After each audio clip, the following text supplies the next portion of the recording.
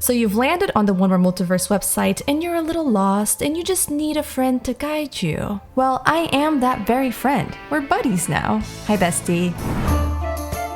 So today we're going to talk a little bit about the basics of using One More Multiverse for your next tabletop role-playing game. You can start by clicking on Play One More Multiverse for free, and this will take you to your login page where you can log in with your Discord. If you don't yet have closed beta, you can get closed beta by going through the tutorial.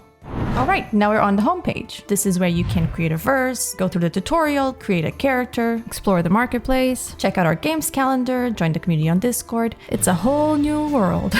Now, once you're in a verse, this is what you'll see. This is your verse landing page. So this is where you can edit the title, edit the description, invite a player or a co-GM. But good news, if you're a player, you don't have to do any of this. All you gotta do is just click on the link that your GM sends you and you will be yeeted into the verse. I'm gonna go ahead and control this character, and this little HUD pops up down here. This is where you can roll dice, and I'll show you later. This is where you can raise your hand to get the GM's attention.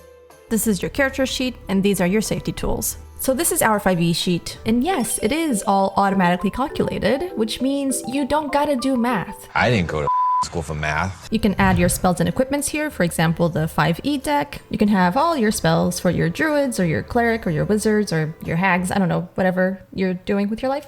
You can add a fancy bio to your character. The sheet is completely customizable. You can add and take away a lot of stuff by clicking on this pencil button if you'd like. If you unclaps this, you can find, for example, the chat where you can type things and they will pop up over your head. You can find your sheets here, the character studio with your inventory, which is an easy way to track your inventory in the next game. Ooh, and you can shapeshift, which is really cool if you're like playing a druid and you just want to spit on this dude's face as a llama.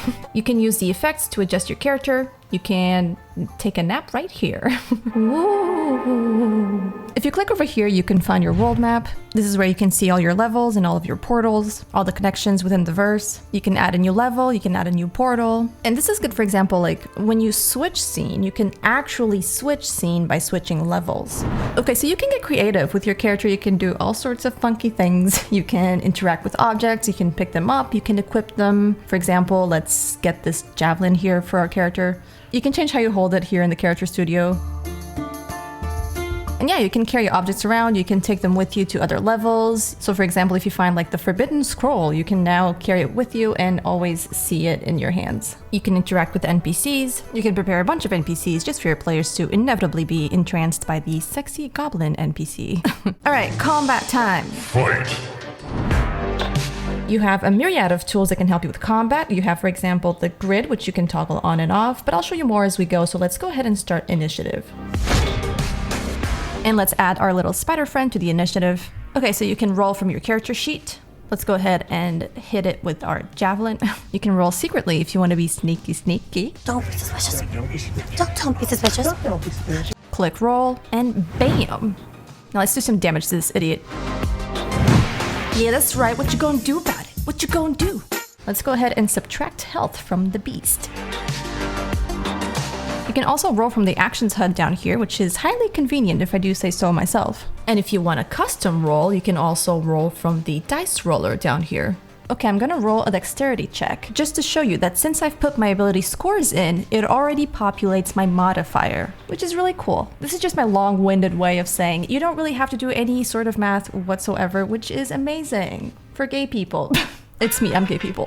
Another really cool tool that we have are rulers. So for example, if you're a spellcaster of any kind, these are going to be super useful for you. You can change the color, you can change the shape according to whatever spell you're using. Just, I'll leave that to your imagination. But yeah, you can have it vanish or not vanish. You can have it snap to grid. And when you're done, you can just click here to clear everything.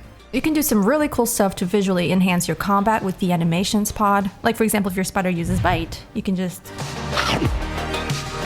If you want to rearrange the order of initiative, you can just click and drag these little icons here on the left. Okay, and when everything's done, when your initiative is over, you can just go ahead and end initiative right here. Boom! Okay, you guys, so this is about it. This is just the basics, really. We've barely scratched the surface. You can always check out the tutorial if you'd like to learn more and if you'd like to have a better and, I guess, more in-depth look into the platform. And you can also join our Discord, you know, for games and just to be part of our lovely community of people who we love. All right, I'll leave you to it. Go forth and have fun. As always, Bye.